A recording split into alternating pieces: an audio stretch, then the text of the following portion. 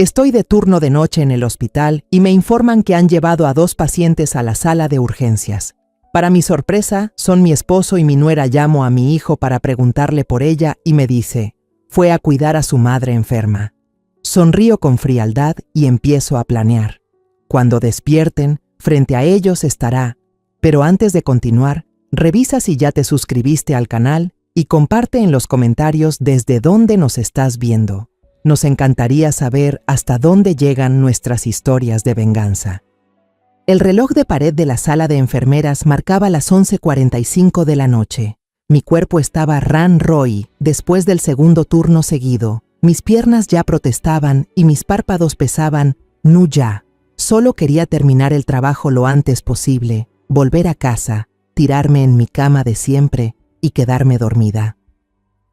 Guanajuato por la noche era realmente tranquilo. Solo se oía el sonido de los insectos afuera de la ventana y el roce de las hojas que la enfermera joven pasaba mientras anotaba los expedientes. Esa calma se rompió de golpe. A lo lejos, un sonido familiar pero que siempre me apretaba el corazón volvió a sonar. La sirena de una ambulancia. Y no solo una, sino 2 ambulancias que llegaron casi al mismo tiempo al patio del hospital. Los frenos chillaron con un ruido seco y agudo, anunciando que otra noche larga acababa de empezar. Hay un accidente grave, dijo el doctor Morales, el respetado jefe de urgencias de cabello canoso, desde su oficina. No necesitaba que me lo dijera. El instinto de una jefa de enfermeras me hizo ponerme de pie de inmediato, olvidando todo el cansancio. Casi corrimos hacia la puerta principal, listas para lo peor. Las puertas de urgencias se abrieron de golpe. El personal médico empujó la primera camilla hacia adentro, todos con el rostro tenso. Uno de ellos gritó con voz apurada. Paciente mujer, unos 30 años, fractura de fémur izquierdo, múltiples lesiones en tejidos blandos, posible traumatismo cráneoencefálico. La presión está bajando rápido. Eché una mirada rápida a la mujer. Su hermoso cabello color castaña estaba pegado de sangre, cubriendo parte de su rostro. El vestido que llevaba estaba destrozado, dejando ver moretones y raspones. Pero lo que me hizo fruncir el ceño fue otro olor, no el de la sangre. Un olor fuerte a alcohol me golpeó directo en la nariz. Apenas pasó la primera camilla, la segunda entró justo detrás. Paciente masculino, unos 60 años, trauma severo en la cabeza, inconsciente, posible hemorragia interna. Mi mirada se movió de inmediato hacia el hombre inmóvil, y entonces todo mi cuerpo se congeló. Sentí como si alguien me apretara el corazón con fuerza. La camisa a cuadros azul, las líneas rectas, el cuello bien planchado. Era la camisa que yo misma había planchado con cuidado para mi esposo, Víctor, apenas 3 días antes. Sentí que la sangre dejaba de circular. Un frío de pánico recorrió mi espalda. Mis ojos volvieron desesperados hacia la mujer de la primera camilla. Intenté mirar a través de la sangre seca y los moretones hinchados. Esos labios, ese puente de la nariz. Dios mío, era Clara, mi nuera. El mundo a mi alrededor se tambaleó. ¡Angelina! Una mano firme sacudió con fuerza mi hombro. ¡Angelina! No tenemos mucho tiempo. La voz dura del doctor Morales me sacó del abismo del shock. Lo miré a los ojos y vi en ellos urgencia y confianza. Este no era el momento de ser esposa ni suegra. Era el momento de ser la jefa de enfermeras Angelina. Respiré hondo, tragando el pánico que amenazaba con subir por mi garganta. Mi mente, entrenada por décadas de experiencia, tomó el control. Caminé hacia la camilla de Víctor y empecé a leer sus signos vitales en el monitor. Mi voz salió clara, firme y profesional. Sin el menor temblor, ambos fueron llevados de urgencia a quirófanos contiguos. Angelina, usted se encarga de este caso, ordenó el doctor Morales. Asentí sin decir nada. Bajo la luz blanca e intensa del quirófano, el mundo exterior desapareció. Solo quedaban los pitidos constantes de las máquinas, el sonido metálico de los instrumentos y las órdenes cortas del doctor Morales. Estaba frente a él, con el cuerpo abierto de mi esposo entre los dos. Mis manos trabajaban como una máquina. Le pasaba cada instrumento en el momento exacto, sin dudar ni un instante. Y entonces llegó el instante más aterrador. El pitido constante del monitor cardíaco se detuvo de golpe. reemplazado por un sonido largo, continuo, triste y desesperado. La línea del electrocardiograma en la pantalla se había vuelto completamente recta. El corazón de Víctor había dejado de latir. ¡Sin pulso! ¡Desfibrilador! ¡Rápido, Angelina!, gritó el doctor Morales, su voz imponiéndose sobre la alarma. No dudé ni un segundo. Me giré, cargué el desfibrilador y sentí el peso de las 2 paletas en mis manos. Las coloqué sobre el pecho desnudo del hombre con quien había compartido más de 30 años de mi vida. ¡Dispara!, gritó Morales. Presioné el botón. Un sonido seco. ¡Bum!, resonó mientras el cuerpo de él se levantaba de la mesa por la descarga eléctrica. Todos contuvimos el aliento, los ojos fijos en la pantalla. La línea seguía recta. Volví a cargar el desfibrilador. Otra descarga.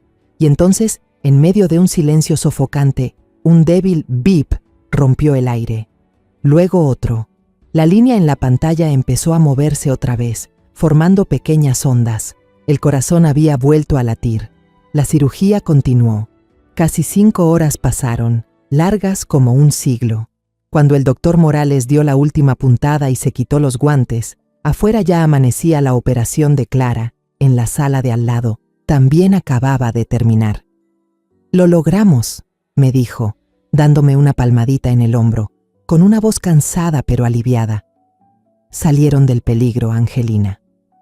En cuanto escuché esas palabras, el muro profesional que había mantenido en pie se derrumbó por completo. Retrocedí un paso, apoyándome contra la pared fría de azulejos, sintiendo que las piernas me fallaban. Pero entre el horror y el agotamiento me invadió una paz inmensa. Gracias a Dios, seguían vivos, mi esposo y mi nuera, los 2 a salvo. Cuando Víctor y Clara fueron trasladados a cuidados intensivos, empecé con el trabajo habitual de una enfermera después de una emergencia, recoger las pertenencias de los pacientes. Comencé con las cosas de Clara. Una enfermera joven las había traído en una bandeja metálica. Su pequeño bolso de gamuza color beige estaba cubierto de barro y con una mancha de sangre seca. Me puse los guantes y lo abrí con cuidado. Dentro había una billetera con algunos pesos sueltos, un labial rojo rubí partido a la mitad y un celular con la pantalla destrozada, hecha trizas como una telaraña imposible de reparar. Metí todo en una bolsa sellada con su nombre. Luego pasé a las cosas de Víctor. Un compañero empujó el carrito con su ropa, su chaqueta de cuero gastada, de la que siempre se sentía orgulloso, y un pantalón gris. Tomé la chaqueta y revisé los bolsillos exteriores por costumbre. En el derecho, el manojo de llaves de casa. En el izquierdo, su vieja billetera de cuero, gastada en las esquinas, el regalo que le di en nuestro 20º aniversario. Luego metí la mano en el bolsillo interior, ese compartimiento pequeño donde solía guardar cosas importantes. Mis dedos tocaron algo desconocido. No era la pluma que siempre llevaba. Sentí un trozo de papel rígido y un objeto rectangular, pequeño. La curiosidad se mezcló con un presentimiento oscuro. Saqué los objetos lentamente y los puse sobre la mesa metálica. Lo primero era un recibo. La luz blanca del quirófano iluminó el texto impreso. Hotel El Beso Escondido. Era un motel pequeño, de mala fama, en las afueras del pueblo, al que la gente solía ir por razones poco decentes. Bajé la mirada hacia la fecha era de ayer, y mis ojos se detuvieron en la línea que decía, hora de salida, 9 p.m., apenas 2 horas antes del accidente. Temblando, levanté el segundo objeto, una caja de preservativos. El envoltorio de plástico estaba rasgado. Giré la caja. La tapa se abrió. Dentro, un hueco vacío. Sentí que el mundo se detenía. Pero el infierno aún no terminaba. El último objeto cayó del bolsillo, un frasquito de perfume, de esos que regalan como muestra en las tiendas. La tapa no estaba bien cerrada y un aroma dulce y penetrante se esparció en el aire, desplazando el olor a desinfectante del hospital. No necesitaba mirar la etiqueta para saber de qué perfume se trataba. Lo conozco, ese olor. Lo he sentido cientos de veces en mi propia casa.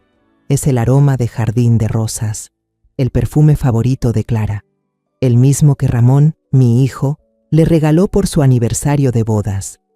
La bolsa sellada con las pertenencias de Víctor se me resbaló de las manos y cayó al suelo de losa fría.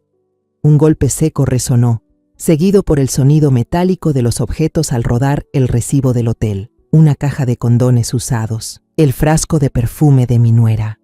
Ahí estaban, exhibiendo su traición bajo la luz impasible del hospital.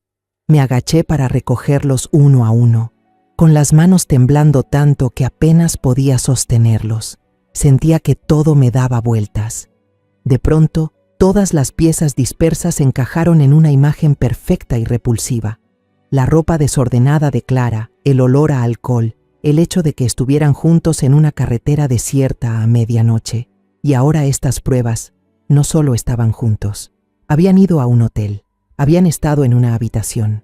Levanté la vista hacia la unidad de cuidados intensivos. A través del grueso cristal, 2 camas blancas, una al lado de la otra. 2 cuerpos inmóviles, conectados a máquinas, tubos y cables. 2 personas a las que, con estas mismas manos, acababa de arrebatarle a la muerte. Sentí las náuseas subir por mi garganta, amargas. Me enderecé, apoyando la espalda contra la pared helada. Pero el frío que sentía no venía de esa pared, sino de mi propio corazón convertido en piedra. El temblor desapareció, reemplazado por una calma aterradora.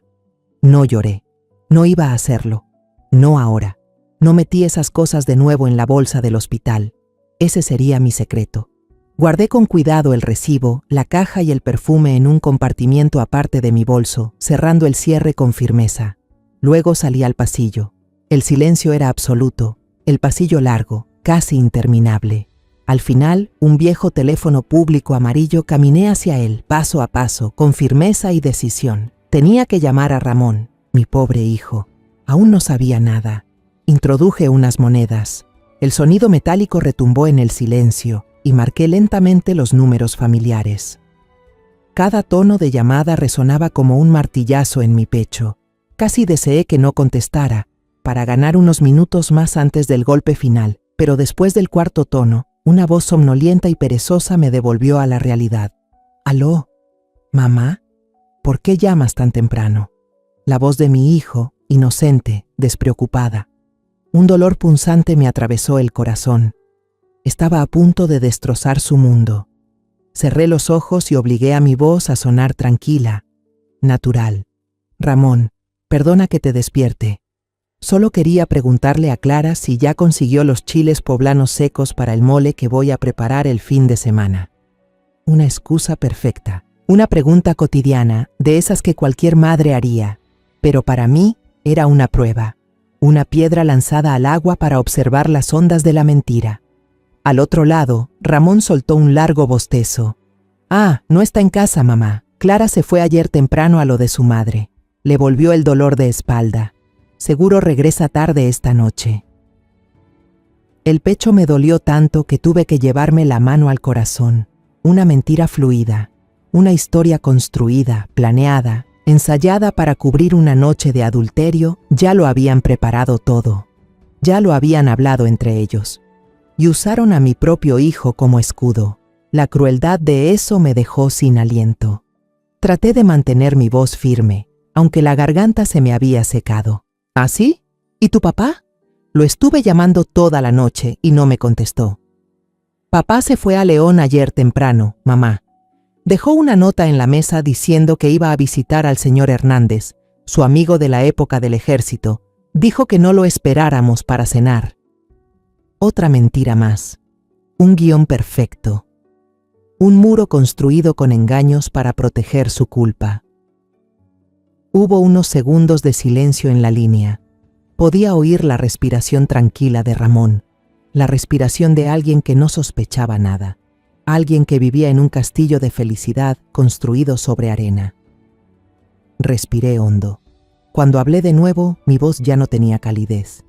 Sonaba plana, fría y precisa, como la de una enfermera informando a la familia sobre el estado del paciente. «Ramón, ven de inmediato al Hospital General, donde trabaja mamá. Ve directo a urgencias». El cambio repentino en mi tono hizo que Ramón se despertara al instante. Su voz se tornó alarmada. «Mamá, ¿estás bien? ¿Te pasó algo?» «Estoy bien», respondí, cada palabra como un trozo de hielo. «Es tu papá y Clara. Tuvieron un accidente de tráfico. ¿Qué?, gritó Ramón por teléfono con la voz quebrada por el shock y la incredulidad. ¿Un accidente? Pero, ¿cómo pudieron ir juntos? Papá está en León y Clara está en casa de su abuela, ¿no? Su pregunta inocente fue el golpe final, ya no podía soportarlo. Solo ven, Ramón, necesito hablar contigo. Dije eso y colgué, sin darle oportunidad de decir nada más. Mi mano soltó el auricular, dejándolo balancearse del cable en espiral como un cuerpo colgado. Exactamente 15 minutos después, Ramón irrumpió en el vestíbulo del hospital como un huracán. Tenía el cabello despeinado, los ojos desorbitados de preocupación, todavía llevaba el pijama de algodón debajo de una chaqueta puesta a toda prisa. Verlo así me desgarró por dentro. No dije nada, solo le hice una seña para que me siguiera. Lo conduje a una sala de consulta vacía, de esas donde los médicos suelen dar malas noticias. Cerré la puerta de golpe. El sonido retumbó en aquel espacio pequeño y silencioso. Miré a mi hijo, a esa mezcla de miedo y confusión pura en sus ojos. Sabía que lo que estaba a punto de hacer lo cambiaría para siempre. Sin decir una palabra, puse mi bolso sobre la mesa metálica del centro de la habitación. Abrí el cierre y fui sacando, una por una, las cosas que había dentro. La factura del hotel, el beso escondido, una caja de preservativos abierta y, por último, el frasco pequeño de perfume Jardín de Rosas, el regalo que él mismo había elegido para Clara en su aniversario de bodas. Ramón miró fijamente los objetos. Su rostro se fue quedando pálido, luego blanco como el papel. Alzó la vista hacia mi cara, que seguía imperturbable. Empecé a hablar con voz monótona, sin emoción, contándole sobre la cirugía de 5 horas y cómo había encontrado esas cosas en el abrigo de su padre. No, murmuró, negando con la cabeza una y otra vez. No, no puede ser. Tiene que haber algún error. Mi hijo empezó a caminar de un lado a otro por la habitación, despeinándose el cabello con las manos. Era como un animal acorralado buscando una salida que no existía. Tal vez Clara terminó antes en casa de su abuela. No consiguió taxi y papá fue a recogerla. Solo pararon en el restaurante de ese hotel para cenar. Eso es todo. Solo fueron a cenar. Sus explicaciones eran tan frágiles, tan tristes. ¿Y esta caja de preservativos, Ramón? Mi voz fue un látigo helado que cortó su desesperación. Ramón tartamudeó con la mirada perdida. Quizá es de alguien que la dejó olvidada en el coche de papá. Mamá, estás exagerando, señaló el frasco de perfume como si fuera su último salvavidas. Y esto, tal vez papá lo compró para regalárselo a mamá y ella no lo sabía. Claro, quizás a papá le gustó el perfume que usa Clara y le pidió ayuda para elegir uno para mamá. Miré profundamente a los ojos de mi hijo.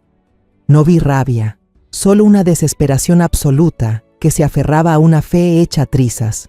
No quería creerlo, no podía, porque hacerlo significaba que todo su mundo se derrumbaría. No discutí más, era inútil.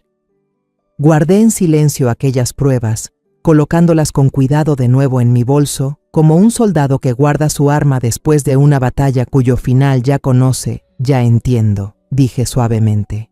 Esa frase pareció arrancarle las últimas fuerzas a Ramón. Se dejó caer en la silla, cubriéndose la cabeza con las manos, y su cuerpo empezó a temblar sin control. Sabía que, en ese instante, en esa guerra, estaba sola. Mi hijo, destrozado por el dolor, había preferido creer en una mentira perfecta antes que enfrentar una verdad aterradora. A la tarde siguiente, cuando los rayos del sol entraban de lado por la ventana del hospital, Clara fue la primera en despertar. Yo estaba sentada junto a su cama, con unas agujas en la mano, fingiendo concentrarme en una bufanda a medio tejer. Escuché un gemido leve, luego el roce de las sábanas. No levanté la vista de inmediato. Quería que me viera primero. Los ojos de Clara se abrieron lentamente, aún turbios y desorientados después del sueño profundo. Miró el techo blanco, luego el soporte del suero, intentando reconocer la realidad. Su mirada vagó por la habitación hasta detenerse en mí. Por un instante, sus ojos estaban completamente vacíos, pero enseguida el reconocimiento brilló, seguido por un destello de horror puro. Sus pupilas se contrajeron, su rostro, ya pálido, se volvió casi transparente. Sus labios resecos se movieron intentando pronunciar algo, pero no salió sonido alguno. Parecía un animalito acorralado, consciente de que el cazador estaba sentado justo a su lado. Con calma, dejé las agujas y el ovillo de lana en el cesto de mimbre. Sonreí, una sonrisa suave y cálida, la misma que siempre le dedicaba a mi nuera. Me levanté, caminé hacia la cama y con naturalidad acomodé su almohada, cuidando que su cabello no se enredara con el tubo del oxígeno. Mi voz sonó tranquila, como cuando trato a cualquier paciente asustado. «Ya despertaste, Clara. No intentes moverte demasiado. Tienes el fémur roto».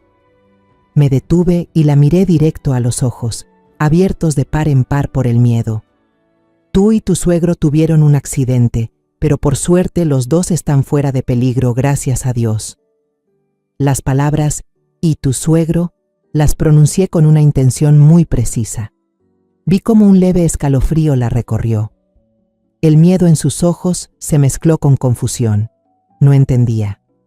Mi ternura era más aterradora que cualquier acusación. Horas después, Víctor también despertó. Su primera reacción al verme allí, pelando una manzana en silencio, fue un sobresalto visible. Todo su cuerpo se tensó. Intentó incorporarse, pero el dolor de la herida en la cabeza lo obligó a fruncir el ceño. «Angelina», murmuró. ¿Qué pasó?» Dejé el cuchillo y el trozo de manzana y le serví un vaso de agua. Coloqué con cuidado la pajilla junto a sus labios. «Tuviste una contusión fuerte en la cabeza. El doctor Morales dijo que debes descansar por completo». Lo miré con una expresión serena, sin más emoción que la de una esposa atenta. «Tú y Clara tuvieron mucha suerte de sobrevivir». Desde entonces, empecé mi actuación. Los cuidaba con la dedicación de una santa.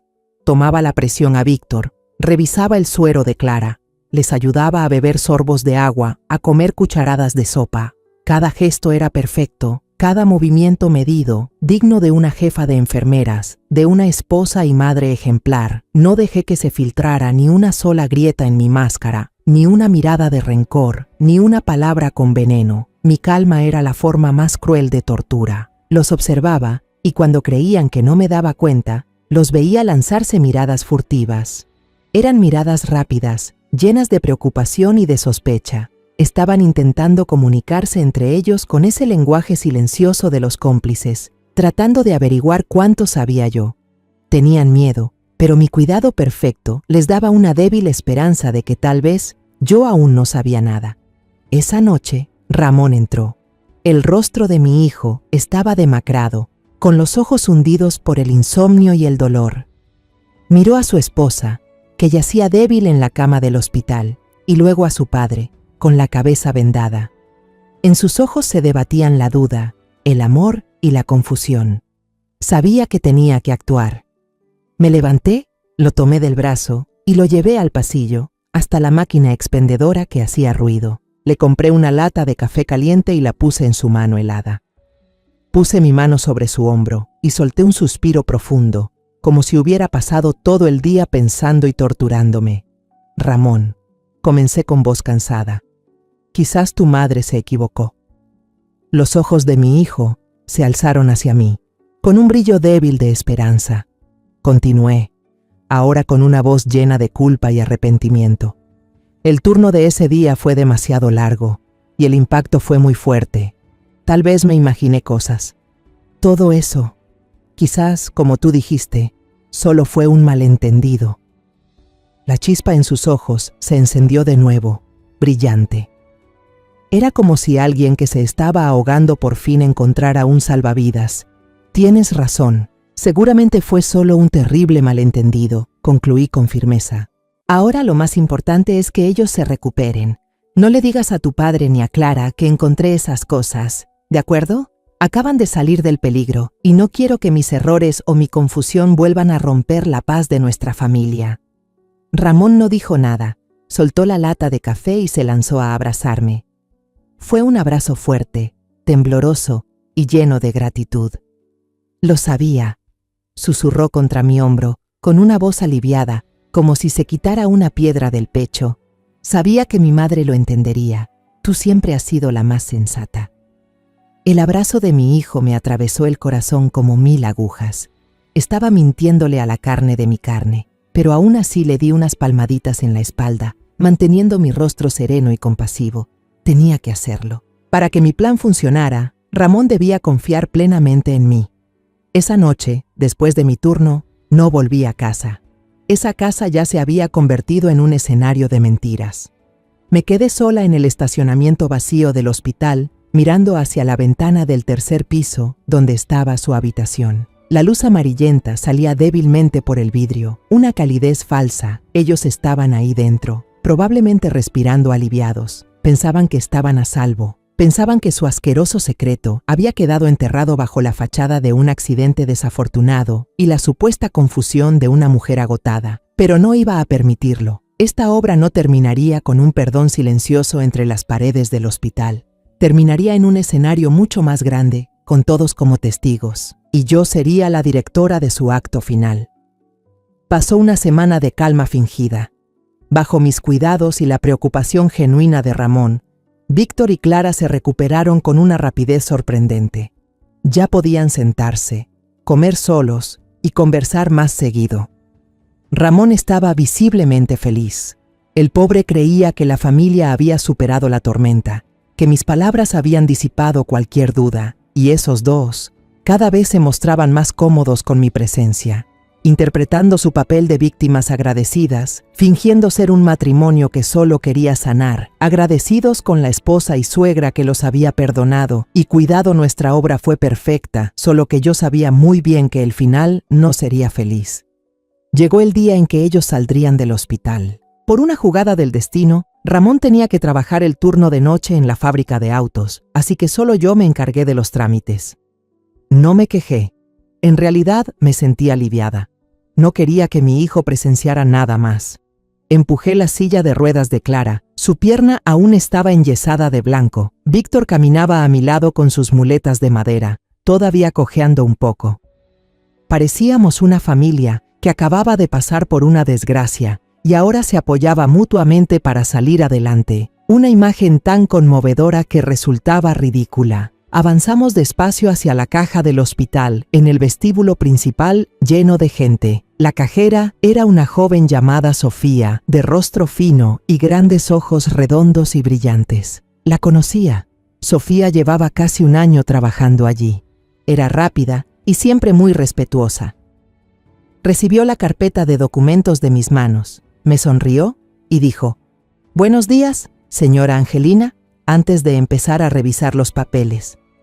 Pero cuando levantó la vista para comparar la información con los pacientes, la sonrisa se borró de su rostro. Sus cejas delicadas se fruncieron visiblemente. Su mirada pasó del rostro de Víctor al de Clara y luego a mí, con una clara expresión de confusión y duda. Su reacción no pasó desapercibida para mí, y parecía que los otros dos también se dieron cuenta. Vi que Clara, por reflejo, bajó un poco la cabeza y apretó con fuerza los brazos de la silla de ruedas. Víctor tosió, incómodo, y apartó la vista, fingiendo mirar a la gente que entraba y salía por la puerta principal. Su torpeza era una confesión muda. Sofía recuperó rápidamente su aire profesional. Bajó la cabeza y se concentró en la computadora. El sonido de las teclas resonó en el mostrador. El total es: listo. Les deseo una pronta recuperación. Su voz sonó un poco mecánica. Le agradecí y luego me volví hacia Víctor, sacando algo de efectivo de mi cartera. Ya pagué la mayor parte con tarjeta. Esto es para que tomen un taxi y se vayan antes. Tengo que quedarme a entregar mi turno de la tarde. Iré más tarde a casa. Pude ver el alivio brillar en sus ojos. La idea de no tener que compartir el trayecto conmigo parecía una liberación inmensa. Víctor asintió repetidas veces. Tomó el dinero con apuro y enseguida ayudó a Clara a levantarse. Juntos se alejaron despacio hacia la salida principal. Caminaban como si huyeran. Me quedé inmóvil frente al mostrador, observando sus espaldas hasta que desaparecieron tras las puertas automáticas de vidrio. Luego, me giré lentamente hacia el puesto de Sofía. Fingía ordenar un montón de facturas, pero yo sabía que me estaba esperando. En sus grandes ojos redondos aún se notaba cierta inquietud. Le sonreí con amabilidad. esa sonrisa cordial de una jefa de enfermeras que todos en el hospital conocían. ¿Pasa algo, Sofía? Te vi un poco sorprendida cuando los miraste hace un momento. La chica dudó, entrelazando las manos. Yo no estoy segura, señora Angelina, temo haberme confundido, pero creo que ya los había visto antes, no como pacientes. Guardé silencio, esperando con paciencia. Mi intuición me decía que aquello no era una simple confusión. Al ver que no la presionaba, Sofía respiró hondo y continuó, bajando la voz como si temiera que alguien la oyera. Hace exactamente una semana, el martes, a eso del mediodía. Fue el mismo día del accidente. Ese día estaba en mi hora de comida, en la taquería El Pastor, justo frente a la entrada principal del hospital, y los vi. Hizo una pausa, intentando recordar. Lo recuerdo perfectamente, porque la chaqueta de cuero del señor era muy bonita y elegante. Hasta pensé que sería genial si mi novio tuviera una igual. Mi corazón dio un salto. El día del accidente, al mediodía. La chaqueta de cuero. Todo coincidía. ¿Qué estaban haciendo, hija?, le pregunté, tratando de mantener mi voz lo más natural posible, como si solo sintiera una curiosidad pasajera. Vi que salían de una joyería, doctora, la tienda La Joya Eterna, justo al lado del puesto de tacos, contó Sofía. El recuerdo parecía proyectarse con nitidez en su mente. La chica se veía muy feliz, muy contenta. Incluso la vi rodear con sus brazos el cuello del señor, ponerse de puntitas y decirle algo entre risas. Se veían muy cercanos. La muchacha dudó, buscando la palabra adecuada. En ese momento pensé que eran una pareja joven comprando anillos de compromiso o algún regalo de aniversario. De verdad parecían enamorados. Así que cuando leí en el expediente médico que su relación era de suegro y nuera, me sorprendí y me sentí un poco incómoda. Una pieza clave, una pieza que yo desconocía por completo, encajó en su sitio con una perfección cruel. Antes de llegar al hotel, antes de entregarse al placer prohibido, habían ido de compras, a comprar joyas. El regalo de la traición. Una ráfaga de rabia helada me recorrió la espalda, pero en el rostro mantuve la sonrisa. Oh, seguramente te confundiste con alguien más. No es raro que un suegro y su nuera salgan a comprar un regalo para el hijo, respondí con calma, disipando la incomodidad de la muchacha. Gracias, Sofía. Puedes seguir con tu trabajo.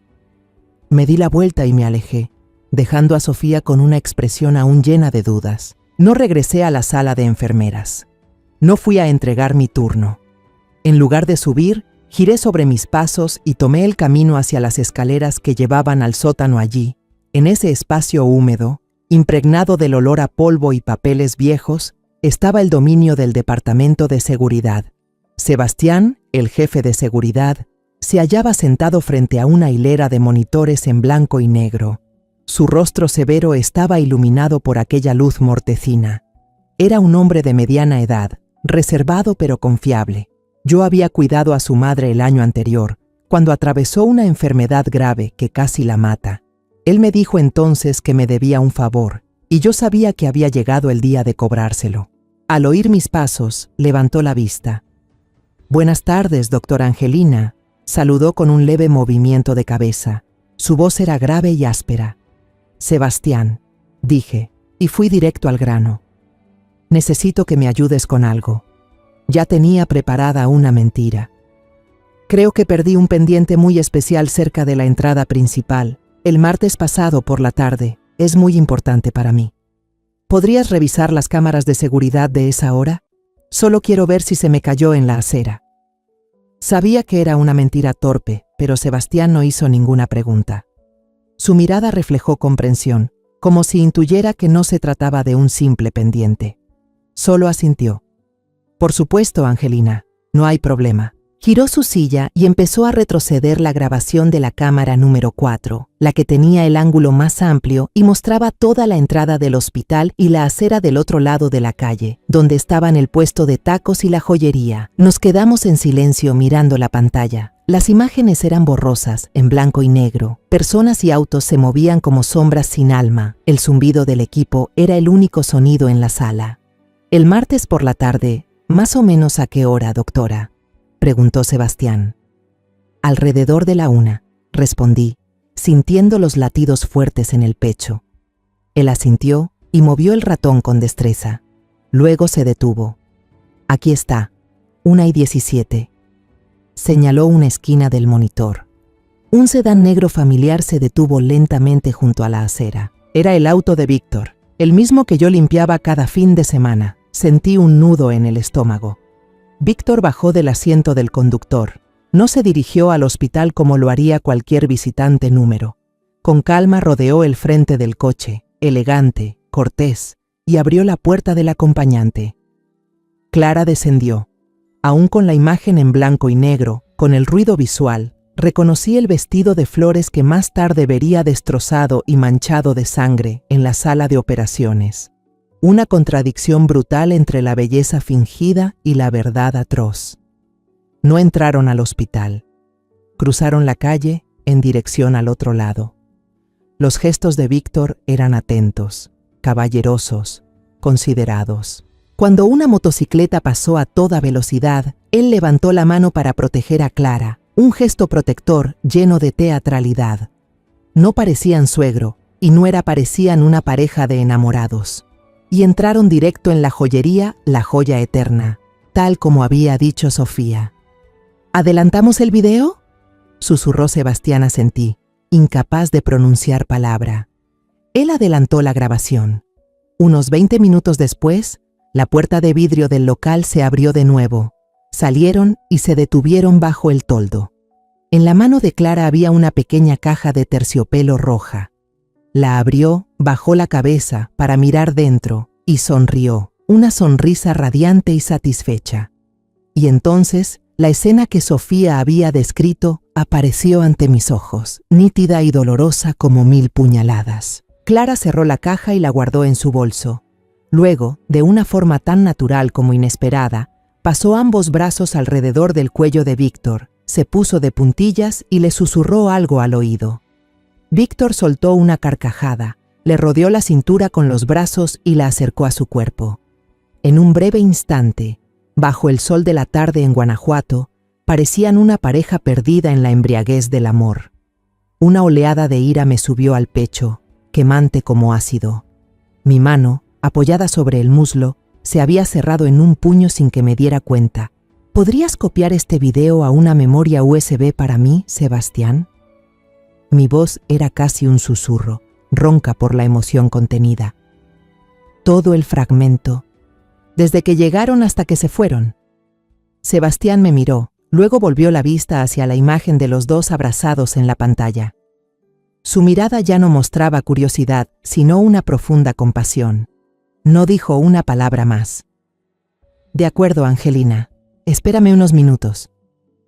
Sostuve la pequeña USB en mi mano, sintiendo que era un arma fría y afilada.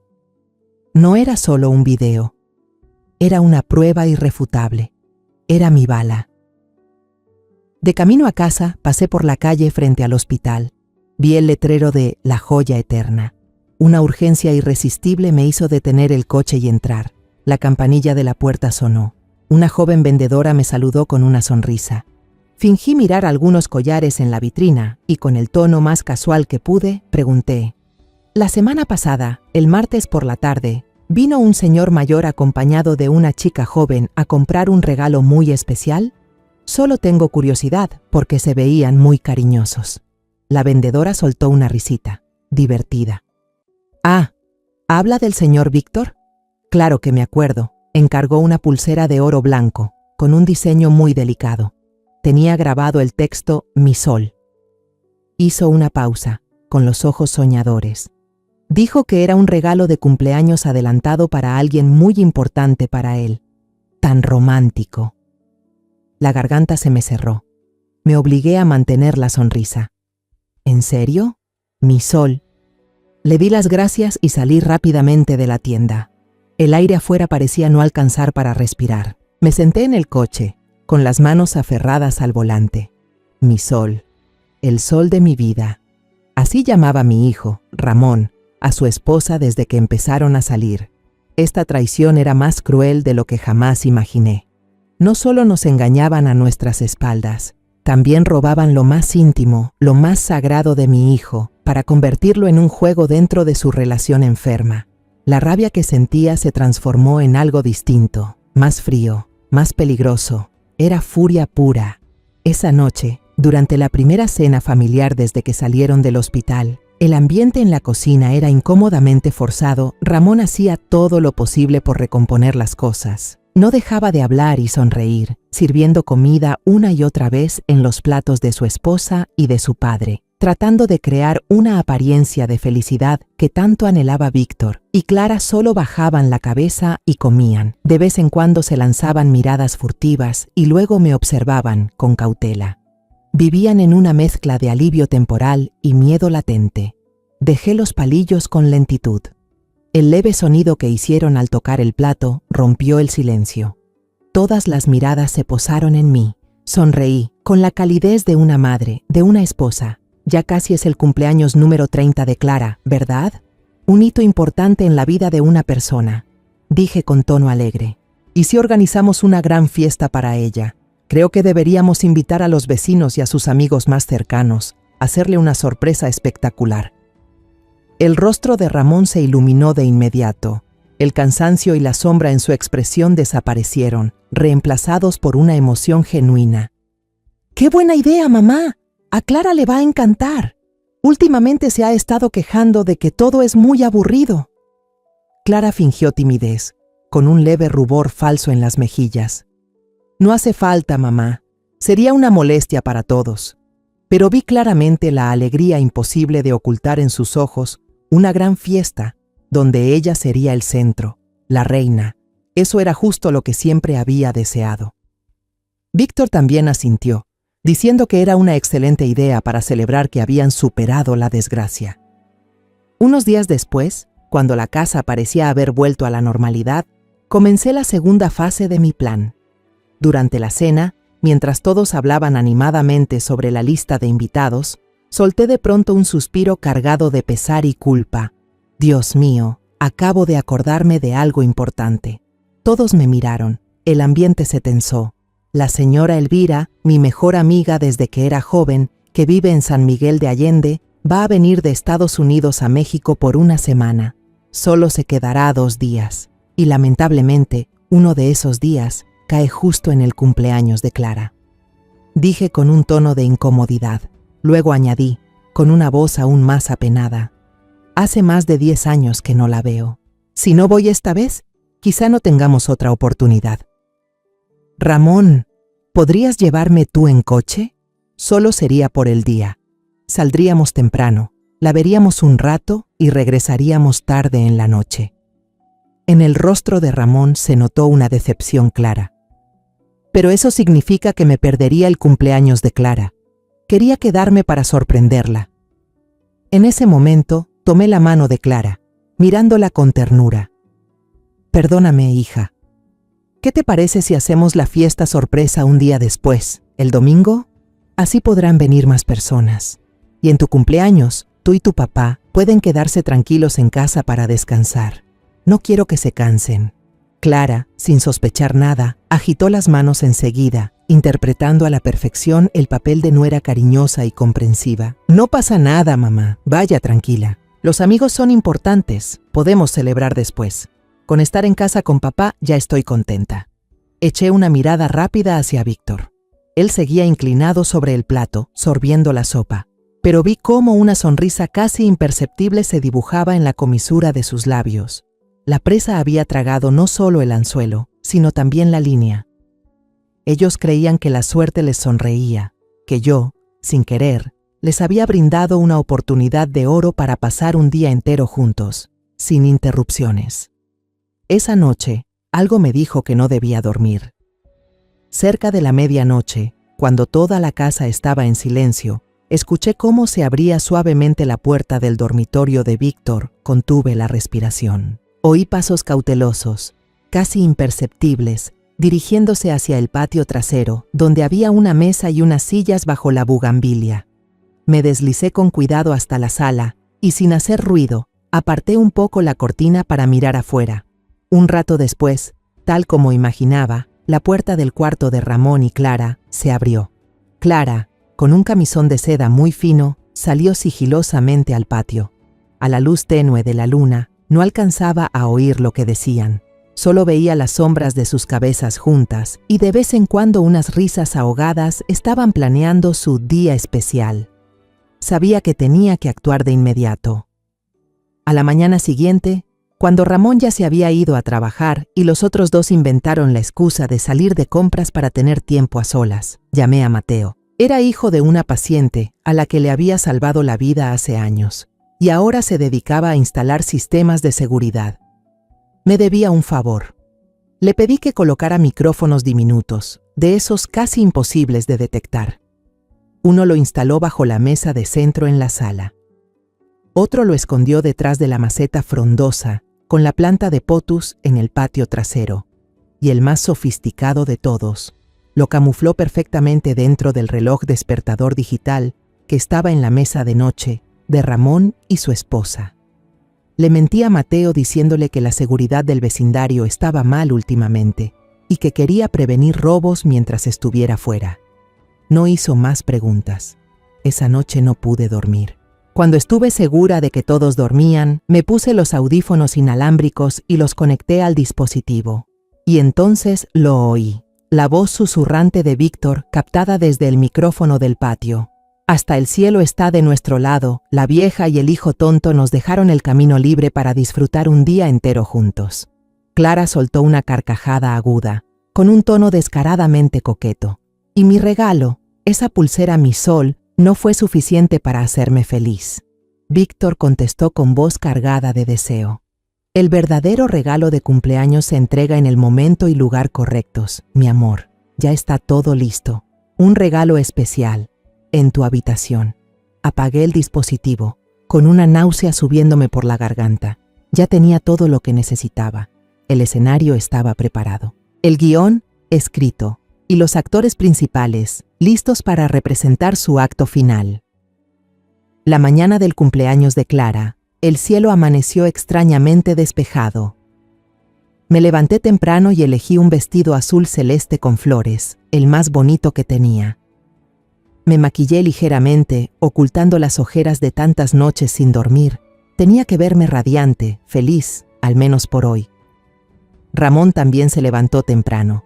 Silbaba mientras se abotonaba la camisa, emocionado por el viaje y la supuesta fiesta sorpresa que lo esperaba después. A las 6 en punto salimos de casa. Clara y Víctor nos acompañaron hasta la puerta. Clara me abrazó y susurró: «Cuídese mucho en el camino, mamá».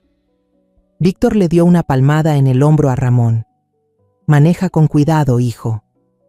Actuaban de maravilla, interpretando a la perfección a quienes se preocupan por sus seres queridos que se van de viaje. Pero cuando creyeron que ya nos habíamos marchado, los miré por el espejo retrovisor y vi cómo se cruzaban las miradas. Una mirada cargada de deseo, complicidad y promesas. No sabían que ese pequeño espejo reflejaba el inicio de su última escena. «Vámonos a San Miguel de Allende, mamá», dijo Ramón con entusiasmo. Le sonreí y puse mi mano sobre la suya. «No, Ramón, no vamos a ningún lado». La sorpresa se dibujó en su rostro. No le di muchas explicaciones, solo le dije: «Conduce como te diga». Nuestro primer destino fue la pastelería más famosa de la ciudad, Tres Leches. Entré y recogí el pastel de cumpleaños de 2 pisos que había encargado la semana anterior, decorado con rosas de crema de mantequilla y fresas frescas. Ramón seguía confundido, pero no preguntó nada más. Después de eso, no salimos de la ciudad. Conducíamos por el vecindario y nos detuvimos frente a la casa de la señora Rodríguez, la vecina amable que vivía justo enfrente de la nuestra. A las 9 de la mañana, su patio ya parecía una pequeña fiesta. Había unas 20 personas, entre vecinos cercanos y algunas amigas íntimas de Clara, a quienes yo había contactado en secreto, inventando una historia sobre una gran sorpresa que Ramón quería darle a su esposa. Todos estaban allí con regalos y sonrisas. Les expliqué brevemente que se trataba de una broma sorpresa, que Ramón y yo fingiríamos irnos para que Clara bajara la guardia. Todos aplaudieron y se mostraron entusiasmados con la idea. Solo Ramón parecía un poco confundido, pero al ver la emoción de los demás, terminó contagiándose. Mientras todos conversaban animadamente, me escabullí hacia una esquina del patio, oculta tras una enredadera. Saqué un diminuto audífono inalámbrico y me lo coloqué con cuidado. Mis manos temblaban un poco cuando encendí el dispositivo conectado a la grabadora escondida en el reloj despertador del dormitorio de ellos. Al principio, solo se escuchaban sonidos vagos. Música romántica, suave, el tintinear de las copas, risas, susurros de Clara, su voz melosa. Luego, el sonido cambió. Se volvió más claro, más cargado, respiraciones agitadas, gemidos imposibles de disimular. Y entonces, la voz grave de Víctor, llamando a Clara con un nombre que jamás debería haber pronunciado.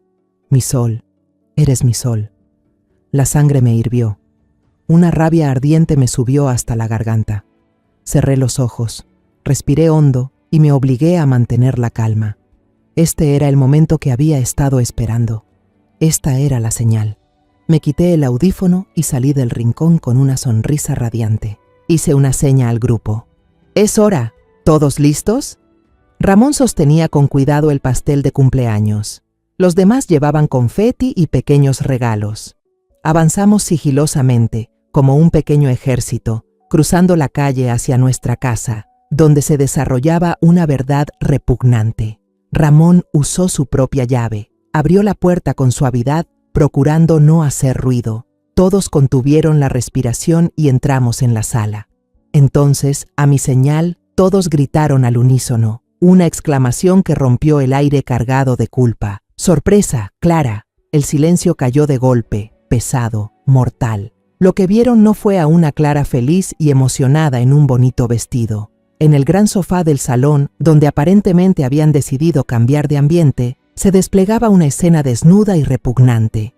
Víctor y Clara, sin una sola prenda, enredados en una posición indecente. ¡Crash!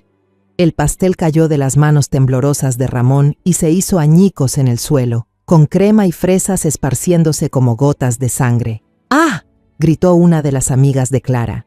Le siguieron murmullos horrorizados que pronto se convirtieron en comentarios asqueados de los vecinos. Algunos, por reflejo, levantaron sus teléfonos. Los flashes destellaron, capturando aquel instante de humillación. Clara, como si despertara de un trance, agarró una sábana cercana para cubrirse. Con el rostro pálido de shock y miedo, gritó con voz chillona y desquiciada. «¿Quién los dejó entrar? ¡Apaguen eso! ¡Lárguense todos!». Víctor, en medio del pánico, hizo lo más cobarde posible. Empujó a Clara con fuerza, dejándola completamente desnuda frente a todas esas miradas, y balbuceó mientras la señalaba. «No, no es mi culpa. Fue ella. Ella me sedujo. Yo fui obligado». Al oír esa acusación, Clara enloqueció. La vergüenza se transformó en furia. Ella gritó, comenzó a insultar y a enumerar todas las faltas de Víctor sin dejar una sola fuera. «Viejo asqueroso, dijiste que me amabas, dijiste que me darías todo. ¿Dónde está la pulsera, mi sol? ¿Dónde quedaron tus promesas?». Se acusaban, se humillaban y se arrancaban las máscaras frente a todos, en esta misma casa. En medio del caos, Ramón cayó de rodillas al suelo, entre los pedazos de pastel destrozado. Se llevó las manos a la cabeza, temblando como si tuviera fiebre. Todo su mundo, su familia, su amor, se habían derrumbado ante sus ojos, de la forma más cruel y pública posible. Caminé lentamente hacia él. No miré a los otros dos. Me senté a su lado, entre los escombros.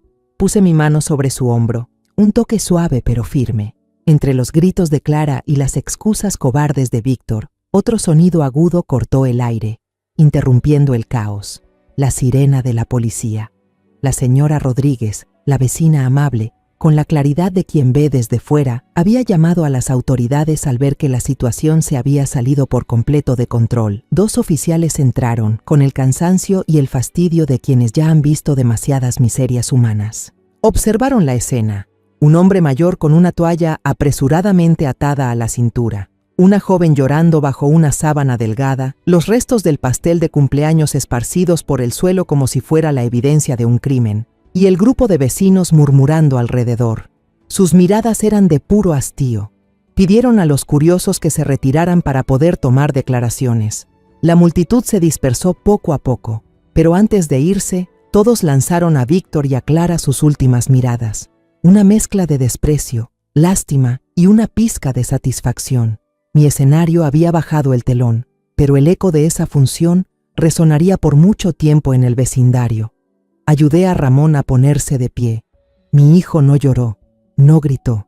Permanecía en silencio, un silencio más aterrador que cualquier rabia. Su mirada vacía, sin vida, se fijaba en las dos personas que trataban de vestirse con vergüenza bajo la supervisión de la policía.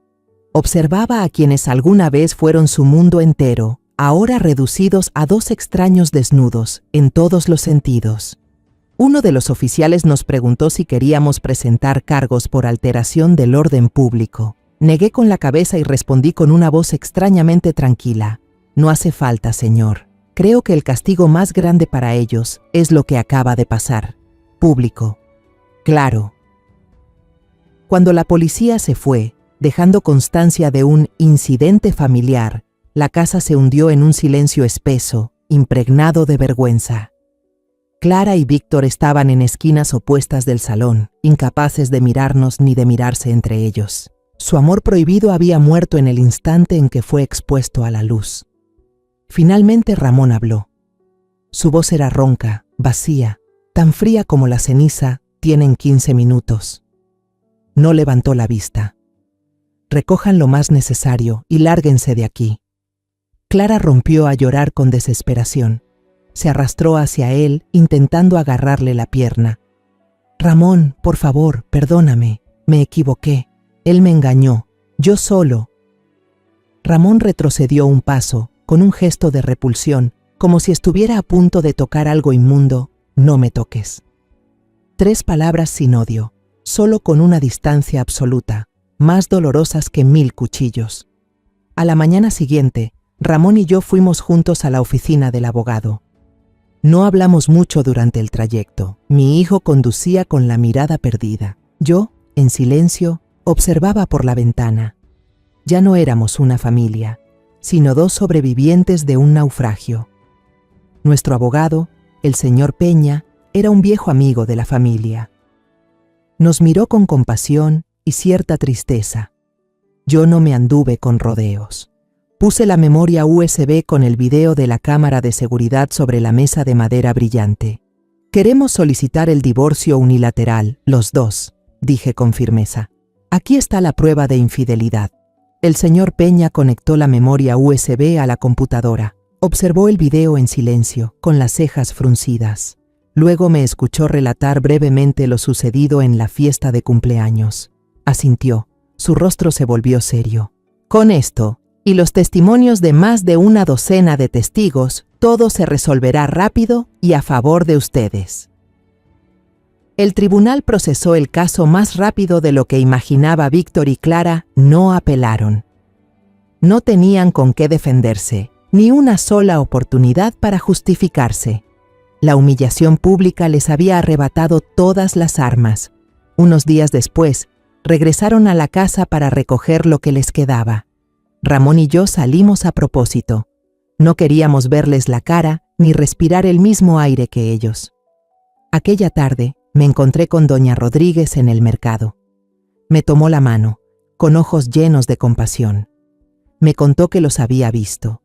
No iban juntos.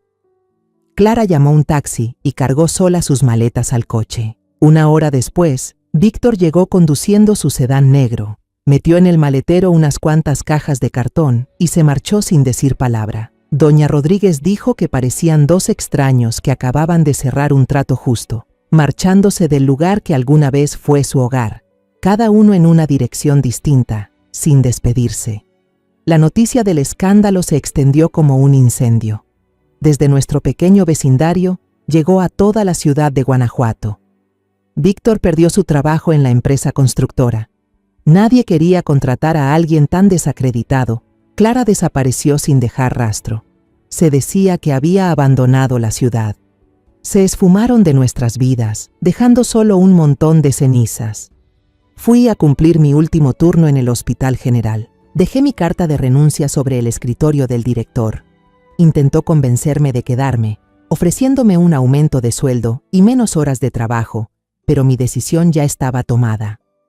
Ese lugar, igual que aquella casa, guardaba demasiados recuerdos dolorosos. La sala de emergencias, el quirófano, el pasillo donde descubrí la verdad, todo eran fragmentos que aún me desgarraban el corazón.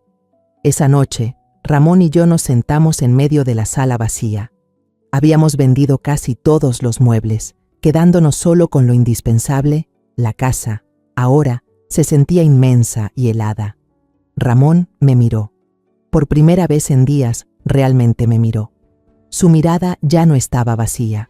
Contenía una tristeza profunda y una chispa diminuta de esperanza. «Mamá», dijo con voz ronca, «¿nos vamos de aquí?» Asentí sin dudar. Puse mi mano sobre la suya, áspera y firme. «Vámonos, hijo, a un lugar donde podamos empezar de nuevo». Han pasado 2 años desde que dejamos Guanajuato, dejando atrás las ruinas de una vida antigua. El pequeño pueblo de San Pancho se esconde junto al Océano Pacífico, lejos del ruido y de los recuerdos tóxicos a cientos de kilómetros. El aire aquí huele a sal y a bugambilias, y el sonido del mar, que nunca se detiene, limpia las heridas del alma. Usamos todos nuestros ahorros y el dinero de la venta de la casa para abrir una pequeña clínica. No es más que una casita blanca con un enrejado de bugambilias rosadas frente a la puerta, donde colgamos un cartel de madera que dice «Clínica Esperanza». No es grande ni moderna como el Hospital General, solo lo suficiente para atender a los pescadores, campesinos y familias trabajadoras del lugar, pero para nosotros lo es todo. Yo me encargo de la parte médica, examinar a los pacientes y recetar medicamentos. Todos los años de experiencia como enfermera jefe me habían dado una base sólida. Ramón se encargaba de todo lo demás, los registros, los medicamentos y sobre todo de cuidar el pequeño jardín verde detrás de la clínica. Mi hijo había cambiado, estaba más delgado, su piel tostada por el viento del mar, pero el vacío en su mirada de antaño había desaparecido, reemplazado por una paz profunda. La cicatriz en su corazón seguía ahí, lo sabía, pero ya no era una herida abierta. Lo que más me sorprendía y alegraba era que Ramón tenía una debilidad especial por los pacientes pequeños. Cada vez que un niño tenía miedo de una inyección, él aparecía y hacía torpes trucos de magia con una moneda para distraerlo, o contaba chistes malos hasta que las lágrimas se convertían en risas. Al ver su sonrisa sincera mientras jugaba con los niños, supe que su corazón estaba sanando, poco a poco.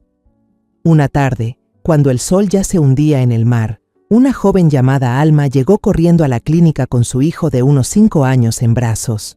El niño tenía fiebre alta, la cara enrojecida y una tos que lo sacudía entero. Alma era profesora de arte, recién llegada al pueblo para enseñar en la escuela. Una madre soltera con ojos llenos de preocupación, pero también de fuerza. Mientras yo revisaba al pequeño Leo, noté que Ramón le preparaba rápidamente una taza de té de manzanilla a Alma y le hablaba con calma para tranquilizarla. «No se preocupe tanto, el niño va a estar bien. Mi mamá es la mejor enfermera que conozco», lo escuché decir con una voz cálida y confiada. Después de algunas revisiones, el niño se recuperó por completo. Una semana después, Alma volvió, pero no para una consulta. Trajo consigo un pequeño cuadro al óleo. Había pintado nuestra clínica, la casita blanca destacando bajo una enredadera de bugambilias rosadas, todo envuelto en la luz dorada del atardecer. Fue el regalo más hermoso que habíamos recibido. Empecé a notar que Ramón y Alma hablaban cada vez más. A veces, después del trabajo, los veía sentados en el banco del jardín, conversando sobre los libros que ambos amaban o sobre cómo cuidar una planta difícil. Veía a Ramón reír, una risa genuina, sin esfuerzo, esa risa que creí que nunca volvería a ver desde aquel día fatídico. Y una mañana de domingo me desperté y encontré una pequeña maceta de lavanda sobre la mesa de la cocina, perfumando el aire con su fragancia suave. Al lado, un papel escrito a prisa. «Alma, Leo y yo fuimos a la playa. Compré el pan dulce que te gusta en la panadería del pueblo. Ramón». Sonreí, una sonrisa realmente tranquila. Preparé una taza de café, la llevé al porche trasero y me senté a mirar el jardín que Ramón había cuidado con tanto esmero. Mi hijo había plantado varias hileras de lavanda, igual que la de la mesa, y su aroma flotaba en el aire fresco de la mañana. A lo lejos, el sonido grave y prolongado de un barco pesquero resonó desde el mar. Ya no me recordaba el ulular de una ambulancia rasgando la noche en Guanajuato. Ya no era el sonido de la muerte ni de la traición. Ahora solo es el sonido de la vida, de un nuevo día que comienza. Alguna vez usé mis propios conocimientos médicos para salvar a las 2 personas que destruyeron a mi familia. Y no me arrepiento. Porque si no hubiera sido por aquella noche fatídica, si no hubiéramos pasado por aquel derrumbe total, tal vez habríamos seguido atrapados para siempre en una felicidad falsa, y nunca habríamos encontrado el camino hacia esta paz verdadera. A veces, para construir algo nuevo, uno tiene que aceptar quemar por completo el pasado. Y cuando levanté la vista y vi al final del camino a Ramón, Alma y el pequeño Leo caminando de la mano hacia nosotros, con sus risas claras resonando bajo el sol de la mañana, supe que la esperanza, al igual que esas flores de lavanda, siempre puede florecer incluso en la tierra más árida. Nuestro futuro apenas comienza. De todo lo que he vivido, comprendí algo que quiero compartir con cualquiera que esté escuchando esta historia. A veces en la vida, uno tiene que enfrentar verdades tan dolorosas que parecen capaces de destruirte, pero es la forma en que te levantas después de ese dolor lo que determina quién serás en el resto de tu vida. La traición no es el final, es solo una prueba cruel para que descubras el valor del amor propio, de la paz y de las personas que realmente merecen quedarse a tu lado. Nadie merece que sacrifiques toda tu vida solo para mantener un hogar que ya está podrido. La felicidad a veces no está en aferrarse, sino en atreverse a soltar, en tener el valor de salir de la oscuridad para recuperar la luz, para ti y para los que amas. La historia que acabas de escuchar ha cambiado de nombres y lugares para proteger la identidad de las personas involucradas. No la contamos para juzgar, sino con la esperanza de que alguien escuche y se detenga a reflexionar. ¿Cuántas madres están sufriendo en silencio dentro de su propia casa? De verdad me pregunto, si tú estuvieras en mi lugar, ¿qué harías? ¿Elegirías el silencio para mantener la paz o te atreverías a enfrentarlo todo para recuperar tu voz? Quiero saber tu opinión, porque cada historia puede convertirse en una vela que ilumine el camino de alguien más. Dios siempre bendice, y estoy convencida de que el valor nos llevará a días mejores. Por ahora, en la pantalla final, dejaré 2 de las historias más queridas del canal. Estoy segura de que te sorprenderán. Gracias por haberte quedado conmigo hasta este momento.